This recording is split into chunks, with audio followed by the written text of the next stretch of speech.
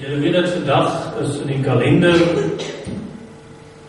op die kerkkalender het ons leprose dag. Nou die van julle wat nie weet, leprose, soos van die Engelse leper, en dit is eintlik 'n malaatse, né? So leprose dag is 'n dag waar ons dink aan die malaatses.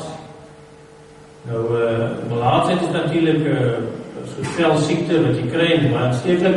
So wat er gebeur in die ou dae is dat die malaatse mense sal uitgestoot uit die gemeenskap uit, sodat hulle nou niemand kan aansteek. En nou dat ons weet dat die Ebola-virus natuurlijk 'n groot probleem is, dus nou weer dieselfde.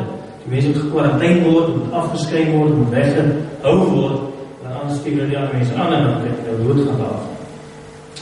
Ons het natuurlijk nou vandag is malaatse nou nie so 'n reuse probleem as in die ou dae nie. Vandag met medische hulp en so kan mense op 'n groot mate in malaatse al gesond maak of help ten minste. Maar eintlik sou mens moet sê, in ons lewe het ons wel ook malaatse mense. Mense wat ook so uitgestoot word in die samelewing. En as ons nou net kyk na ons soort kapitalistiese samelewing, waar geld en mag en aansien en so, is vreeslik belangrik. En as ons kyk na ons advertensie mens, wat almal probeer om nog beter te wees, vinniger en ryker en alles, dan moet mense eintlik sê dat tot 'n groot mate het hierdie soort geld en magstorie so godsdienst geword.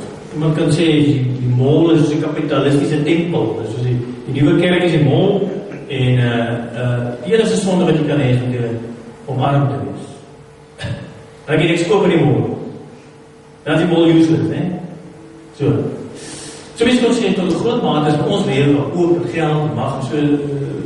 Die belangrikste ding is vir alles is armoede soos malaatsheid. Mense stoot jou weg en daar arm bly net weg, weet jy die mol om jou, hier gaan jy net door monse soep en jy kan echt wel niks koop hier, so bly nou net weg. Dit is maar so. Ja, armoede is soos 'n sonde, hier is daar. Nou is die probleem natuurlijk dat in hierdie soort lewe wat ons is het toch wel skokkend om die Bybel te lees, maar geseënd is die armes en ellende wag vir die rykes. Nou wat nou? Wat gaan ons nou maak? Nou het ons plannetjies beraam, want ons is ook eintlik ryk. So wat gaan ons nou doen? Nou sal ons sê, ja goed, maar jy sal dinge mooi rationaliseer, want die Bybel bedoel dan seker die hooghartige rykes, of so, nee. Mense toch so en so, nee. Of die armes mag, die armes bedoel jy seker die nederig en die gawe, of arme mense. Maar ja, om te sê, dis nie wat hier staan nie. Hier staan nie die hooghartige rykes nie, en die nederige armes wat gaan vry word. Dis nie die staan nie, hier staan die rykes, gaan arm, hulle gaan soos armes word, armes gaan soos rykes word. Die wat nou honger is, gaan gevoed word, die wat nou lekker eet, hulle gaan honger ly. So dit is nou nogal 'n probleem, hoe moet mense dit nou verstaan? Nou die probleem is, ons werklik so, en allemaal is so, ons ry daar, die loop ook aan, en dan sien ons nou met die mense beter, en dan ek weet ons wel daai rigting, waarmee jy kyk, ek wat om te doen nie, dan sê ons onsself, ja, ek het nou niks te doen met die persoon se arm, ek het nie die persoon arm gemaak. En so op 'n manier distansieer ons onsself van die armes, nee, die armes is daar, en dit moet maar gebeur, so, en nog meer, ons maak vir onsself verduidelikingetjies op, ons sê, ja, dit is so lui, nie gewerk, en dan sit hulle nou in die pekel, nee, of, hulle het 'n kans gehad, en die gebruik nie, ek het my kans gebruik, so, wat kan ek sê, nou is jy daar, ek nie, dis wat is, nee, dis so min of meer wat is dit, en sit ons die arme daar ver, ons wil haat, aan die ander kant, wat is nie eigenlijk hoeveel wat hulle doen, het of wil hê nie. En ons dink is wat so min of meer hulle sonde en skuld het vir hulle rasse. So min of meer ons verstaan. Die probleem natuurlijk is dat die Bybel doen nie so nie. In hierdie gedeelte staan die volgende. Hy maak 'n direkte verbintenis tussen die ryk en die arme. Want hy sê, geseënd is die arme, want hy is die koninkryk van God erf. Hy is 'n ewige rykdom nie. En die presiese ekwivalent sê later, ellende wag vir die ryke, want hy nou klaar sy chips weg, hy klaar sy lekker lewe gehad, en hy gaan sit in die fiks. Arm sit in die ewigheid. Daar is 'n direkte verband. Nou presies die wat nou huil, hulle sal lag. Maar die wat nou lag, hulle sal huil. So die wat lag en die wat huil, is met mekaar verbind. En die probleem hiermee is dat dit is eintlik die oordeel van God. Die oordeel oor die ryke is die genade vir die arme. Die oordeel oor die wat net lag, die lekker lewe het, die partytjie hou, oordeel oor hulle is die genade vir die een wat nou huil. En die wat nou uitgestoot word en geskel of geals word, daai selfde ene sal die aansien in die koninkryk van God kry. Maar die wat nou die aansien het, wat groot belangrijk en so is, hulle moet nou klaar die chips weg. Hulle het nou klaar al die aansien en al die prys van die mense gekry. Maar die Bybel is verbind, goed dat ons eintlik toe mekaar probeer. Ons wil armes daar wegstoot aan die kant, en die Bybel verbind ons vast aan. En dit word natuurlik nou die ergste moontlike geïllustreer in die gelykenis van Lazarus die ryk man. Want daar kan jy duidelik sien. Die ryk man het nie vir Lazarus arm gemaak. Dit staan nie daar nie. Maar die arm man in die stoot, die ryk man sit in sy huis, besig om lekker kaviaar te knaag.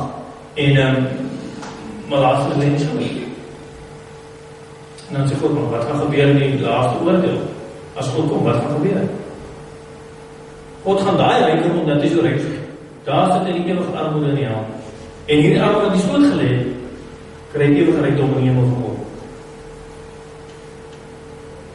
Die arme en die ryk het direk aan mekaar verbind. Want wat ons dit graag nie so hier. En hoe is dit, ek huiwer om te sê, is, ek wens, jy kan omkom, jy sê wat, het is verkeerd eenvoudig gestel, maar wat hier staan is, dat God trek die armes voor. Dit is so, ek weet nie hoe mens daar voorbij gekom nie. Hy is in die besondere besorg oor die arme. Dis wat daar staan. Nou, nog meer, ek Psalm 46 lees, wat staan daar? Die Here het die hemel en die aarde gemaak, die see en alles daarin. Hy bly vir altyd getrou. Hy laat reg geskied aan verdruktes en gee die brood aan die wat honger ly. Die Here bevry die gevangenes, die Here laat blindes sien, hy ondersteun die wat bedruk is, die Here het die regverdiges lief. Hy beskerm vreemdelinge en help weeskinders en weduwees, maar hy verspel die pad van die goddeloses. En dan kan jy hom sê, joh, dit is nie onregverdig. Ek het dan nou baie lang gestudeer, en baie hard gewerk, en ek het dan nou gewerk om te kry wat ek het nie. Ek verdien hom nie, sekerlik. God sê nie eens fyn, jy verdien dit, dis reg. Maar jy het ons nou, jy kry ons nou jou eie verdienste. Jy weet ons nou jou eie verdienste. Maar hy gaan nou die genade vir die arme, 'n hemelse verdienste gee. Wat hy vir die arme verdien. Dis nog wel 'n tricky een, broers. Dit is nou iets hiervan word geïllustreer in die verhaal, in die film, de Hansberg op Notre Dame, misschien kan julle dit dan al gesien. Daar word die verhaal vertel van onder andere die Hansberg wat daar in die toren bly in die kerk, en dan nou die gypsies wat nou vooral vervolg word deur hierdie vroulo, hierdie magshebber, en hy jaag nou die gypsies, nou jaag nou vir Esmeralda, die gypsie meisie die ook kry daar weg in die kerk. En die gypsies word vreeslik onderdruk en so, hulle is nie vreeslik goeie mense, hulle is gypsies. Maar dan word onderdruk deur die magshebers, en dan sien ons nou vir haar in die kerk, as jy nou al sanctuary het, wegkry, hoop maar die kerk is die plek waar mense wat natuurlijk kan wegkry. En dan sing sy nou hierdie lied, is eintlik so gebed. Broers, as sy nou daar sing, dan sing sy almal bid nou vir die Here sal seën en alles, en sy bid wat, waarvoor bid sy.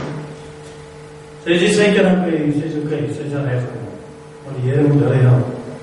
Hulle aan die strate lê, alleen is, wat afgedruk is. Dit is die hart van God self.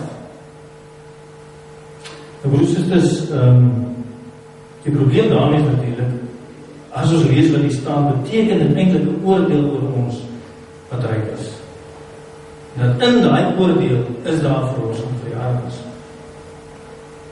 En nog meer is dit, as jy nou eers hierdie hart van God begin sien, ons as gelowiges moet ook hierdie hart hê, dan sien ons wat eintlik gebeur het, is dat Jesus self was in die hemel.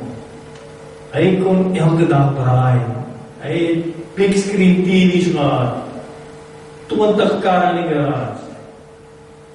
En toe het dit alles weggegee. En het 'n mens geword, 'n arm babietjie, wat nie eens 'n plek gehad om te bly nie. Vir ons. Dis hoe dit staan in 2 Korintiërs 8.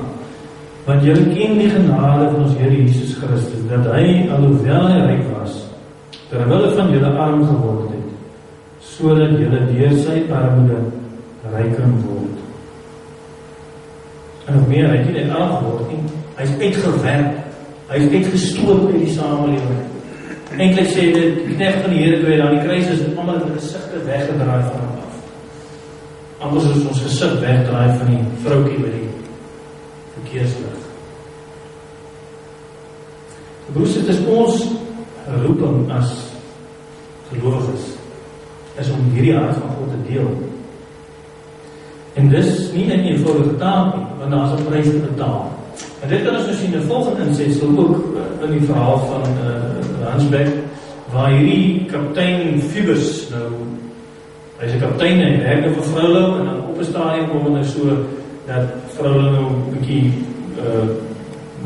op soek is na hierdie Esmeralda, en dan doen hy nou al goed, en dan moet Phoebus nog al besluit, waar gaan hy nou staan in die saak.